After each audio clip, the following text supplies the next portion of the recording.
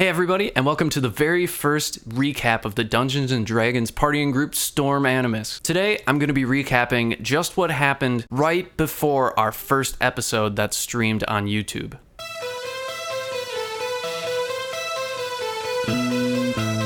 Let's start real quick with introducing exactly who we are. First of all, our Dungeon Master, Mitch, he leads us fearlessly and makes up all the campaigns. This is a 100% homebrew campaign done by him.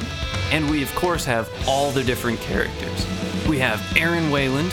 Aaron Wayland, human rogue assassin at your service. We have Malik. He's lots of fun. He's real big and intimidating. He's big and throws all the fire. We have Ortok Uru, played by myself. Hi everybody, I'm Adam. I'm playing the group's smashing barbarian orc friend, half-orc friend, Ortok Uru. And Atreus Nesgar. Chris, I'm playing Atreus. Currently, I'm a storm sorcerer, formerly. I came into the game as a warlock, or maybe lasted an hour, turned into a lingering soul, was that for quite a while. After some accomplishments that Storm Animus completed, I got mortalized maybe again, now I'm a storm sorcerer. In the past, we've had several other campaign members and several other different characters that have traveled with us for quite a bit of time. If you're interested in hearing more about their story, go ahead and check us out on our wiki page, storm-animus.fandom.com. Everything should be updated up to the very first streamed episode. So, real quick, just to update, we did start streaming in the middle of a campaign. Essentially, we finished wrapping up one story arc with Atreus, which took place north in an island called Draconia. When we got back from this long, it took us about 4 or 5 episodes to get through. We decided to regroup back at our hold, the Alamo, which is located in the Zal Mountains, which is kind of in the center of the map. Once we returned back, we settled in. We really had no plans on what else to do, figured that we would rebuild the Alamo, and then suddenly, Aaron, our roguish companion, gets a letter from some random stranger declaring that one of his close, dear friends had just passed away, and they were holding a funeral for him. The funeral, of course, being in his home city of Aradale. In Aradale, he was a member of a high-ranking family, and he was very well known as kind of the right-hand assassin to his father, who was very dangerous. Aaron ended up faking his own death via fire, just so that he could escape. He didn't really have any plans to have to go back at all. However, because of this letter and this very close family friend that seemed to have passed away, he needed to get over there in what seemed like 2 weeks' time. Aaron's family friend, who just so happens to be the mentor that taught him how to do all of his roguish and assassinating abilities, his name was Arjuin. Arjuin was a high elf who was in charge of his family's high guard. He was head of the guard and kind of trained and took Aaron under his wing. Aaron was really, really close to him, and you could say he was Aaron's only friend, only real friend, who was looking out for his best interests, because his father really wasn't. After the party rallied and relaxed a few days at their hold, they decided to head on out. We headed on out using our, there's an airship that we call on, the Captain Lannery Storm. Lannery, of course, took us all the way over to Aradale in no time. Did encounter, I think, one roguish ship, which we managed to just narrowly avoid getting caught on. It seemed to be carrying gunpowder. Glad we avoided that one. However, when we arrived, we soon realized that the city was kind of in turmoil. It seemed that a lot of the city guard weren't there anymore. A lot of people were missing, it seemed. Aaron, technically being considered dead by his father and the whole city, decided to maintain some sort of disguise throughout most of the first days there. We ended up at an inn called the Hoppin' Slacks Inn, run by Karut. Karut was the owner. He was a cat man. We took refuge in Karut's Inn just because it was a little bit on the seedier side, and we knew Aaron wouldn't be recognized because he was technically more of a noble, although you wouldn't know that from knowing him. Aaron knew some of Arduin's old contacts, some of which were at the temple, and so we headed over there after getting ourselves situated at the inn. We arrived and we saw the high priest and tried to allude to why we were there. We were in town looking for an elven funeral, which really doesn't happen every day. The high priest kind of got what we were getting at, and believe it or not, kind of recognized Aaron. The high priest pointed us in the direction of the kitchen and said that the cook might know a little bit more. We ended up going on down to the kitchen, checking out the cook, who decided to close the door and attack us viciously. Nobody could hit him. Literally nobody could hit him. No matter how well we rolled, no one could hit him. Until he finally pinned Aaron, looked him in the eyes, and Aaron recognized him as Arduin, his mentor. Before long, Arduin decided to let us in on exactly why he had faked his own death. Apparently, the city guard had been disappearing. Some of his guardsmen would go off into the forest, and they'd come back, but they were slightly different, and he couldn't tell exactly why. Also, it seemed like other royal families that were in town at Ardale were losing their city guard, but no one was coming back. Also, the final straw for him was when Aaron's younger brother, Yormund, was sent off by his father to the Royal Tempest Bank. It was essentially an offshore bank that a lot of the royals like to hold their funds at. Yormund was sent off on a task because of his father and hadn't come back after about 2 weeks, and nobody seemed to really care. The party thought that was rather fishy, and so they headed on off anyways and tried to find Yormund. We headed on off to the Royal Tempest Bank, took a shuttle over, and when we arrived, we kind of put on the facade of a new royal family that was trying to make a deposit. That probably wasn't the best disguise, but it kind of worked. We ended up getting pinned and settling in the inn under pretty close scrutiny. During the middle of the night, we tried to do some recon, which really backfired. We ended up killing half the people there who turned into cultists, red-robed cultists specifically. The only safe place was the inside of the vault, which realistically was probably not the best place to go. However, we went in, just so happened to find a secret door in the basement, and we headed down to what was actually the real vault. There were a series of ledgers as well, after running into a few more cultists and swiftly taking them out. We found in these ledgers some information about the other royal families of Ardale. Apparently they've been bled dry of their money. We weren't sure quite who was doing that or why somebody would do that, but it seemed that these cultists probably weren't here to begin with, as well as another woman. It appeared they were both under some sort of spell, and as we continued further into the vault, we ended up running into a dark elf and a demoness.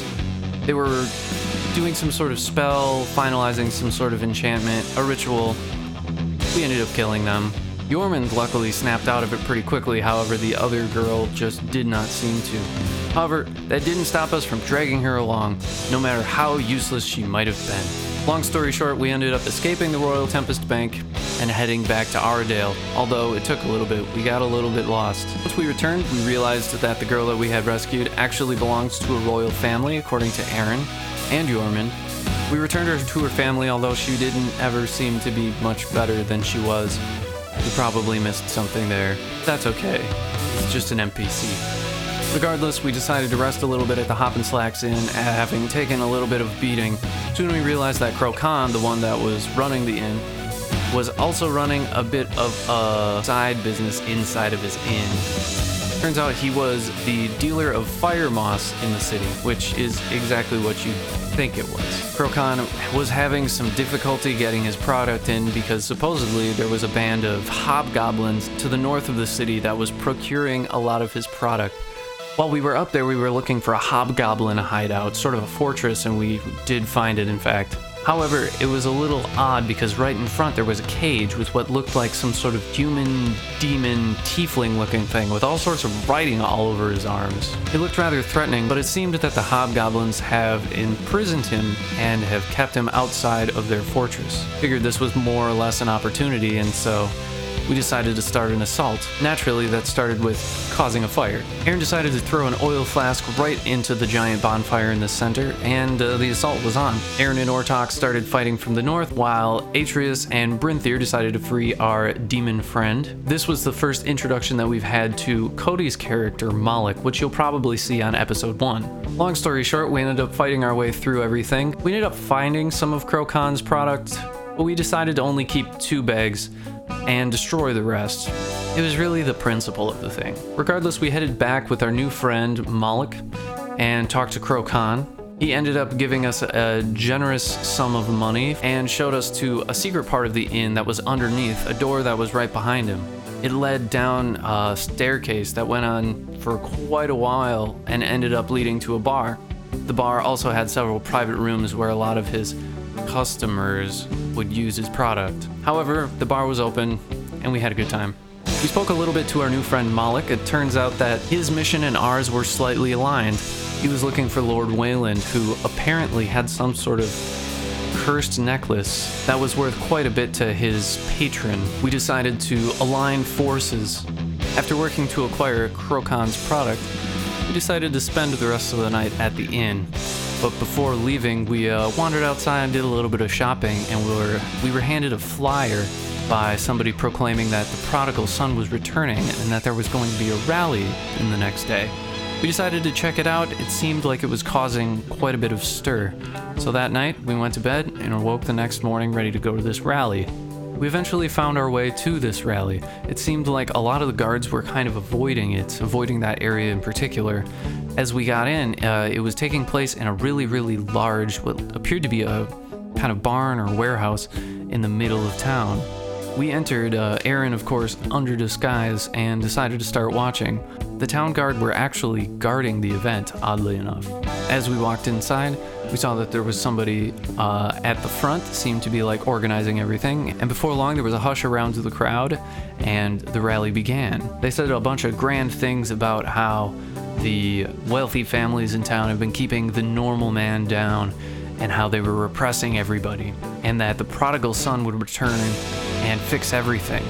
Then suddenly up out of the crowd came a hooded figure, and the hooded figure was introduced as the prodigal son. The hooded figure then took the hood down, and we were face to face with Aaron, an exact copy of Aaron. However, before the character could even say anything, Malik used Dispel Magic, and the illusion was quickly dropped. Suddenly, this person that was just introduced had their facade gone before them, and before us was Theron Deathil. Theron used to be in the party.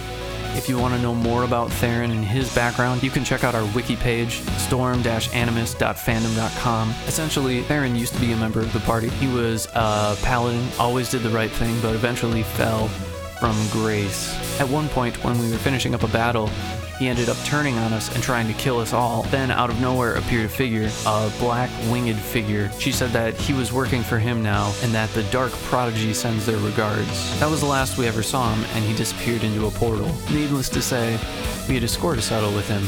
So we launched into fighting. We ended up clearing out the entire warehouse, killed all of the guards, and kind of in a desperate last move, turned Theron into a shark and trapped him inside of a bead of force. It actually worked pretty well.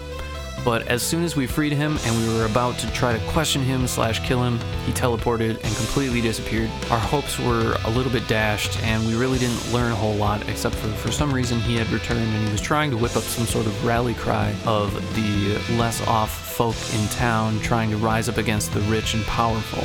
Either way, we left with a few more questions than answered. We found our way back to the Hop and Slacks Inn and called it a day. After a little bit of a side quest, we decided to continue on with the main reason that we were there, trying to figure out what was going on with the Wayland estate. After going through the ledger a second time, we realized that Aaron's family had the most money. They always did, but a substantial amount more. We realized that his father, Lord Wayland, was probably doing something screwy. Long story short, we decided to find our way in by saying that we ran across Yormund somewhere in the woods. We decided that bringing him back would try to yield us some sort of reward, and we were rather pushy. Ended up talking our way into brunch with Lord Wayland, however, he never actually showed up. We ended up knocking out the guards using some of that fire moss and doing a little bit of our exploring on our own. We ended up finding our way down into the basement, but right before heading into the basement through the cooking quarters, one of our party members, Brinthir, suddenly had this green light flash in front of him. The green light told him that he needed to leave immediately. And so Brinthir left. We'll probably see him again. Probably. Maybe. But that was it for Brinthir. And that concludes exactly what's happened up until the very first video that we have on YouTube, episode 1. Thanks very much for watching, and don't forget to look out for our recap of episodes 1 through 5. If you want to know any more of the story, anything that happened before then, feel free to check out our wiki at storm-animus.fandom.com. Don't forget to like and subscribe, follow us on YouTube as well as Twitter at @AnimusDND. Thanks again, everybody, and see you next time.